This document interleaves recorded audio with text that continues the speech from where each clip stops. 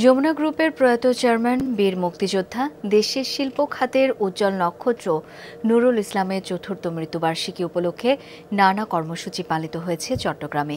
সাহসী এই কর্মবীরের দেশপ্রেম এবং শিল্পায়ন ও কর্মসংস্থান তৈরিতে তার অনন্য ভূমিকার কথা তুলে ধরেন বক্তারা। যমুনা টেলিভিশন ও দৈনিক যুগান্তর চট্টগ্রাম ব্যুরোর যৌথ আয়োজনে প্রেস ক্লাব মিলনায়তনে আলোচনা সভায় বক্তারা বাংলাদেশের শিল্প ও বাণিজ্যে প্রয়াত নুরুল ইসলামের অনন্য অবদানের কথা তুলে ধরেন। বলেন, কিংবদন্তি এই শিল্পোদ্যোক্তা নিজের অসাধারণ সৃষ্টি আর কৃতিত্বে চিরভাস্বর হয়ে থাকবেন।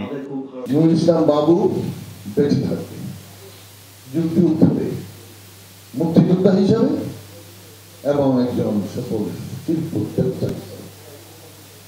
শুধু মুক্তিযুদ্ধ করেই ক্ষান্ত হননি, এ দেশের অর্থনৈতিক উন্নয়নে উনি অসাধারণ অবদান রেখেছিলেন। মানুষের সফলতার পেছনে তার চেষ্টা থাকতে হবে, তার স্বপ্ন থাকতে হবে। সেই বাস্তবায়নে নুরুল ইসলাম বাবু সফল হয়েছিলেন। মাননীয় চেয়ারম্যান মহোদয় সম্পর্কে সবাই এতক্ষণ অনেক কথাই বলেছেন এবং তার কর্মজীবনের যে সফলতা, সেই সাফল্য গাথা হয়তো বলে শেষ করা যাবে না।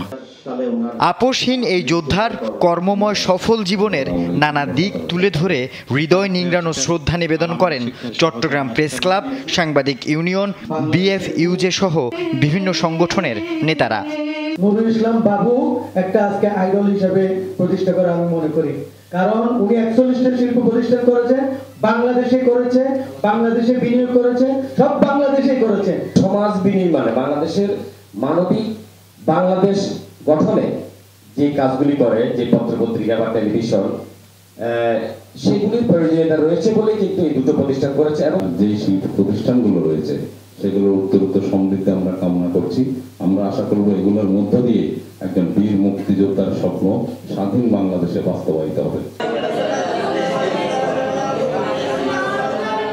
আলোচনা সভা ছাড়াও অনুষ্ঠিত হয় খতমে কোরআন, দোয়া ও মিলাদ মাহফিল এবং বিশেষ মোনাজাত।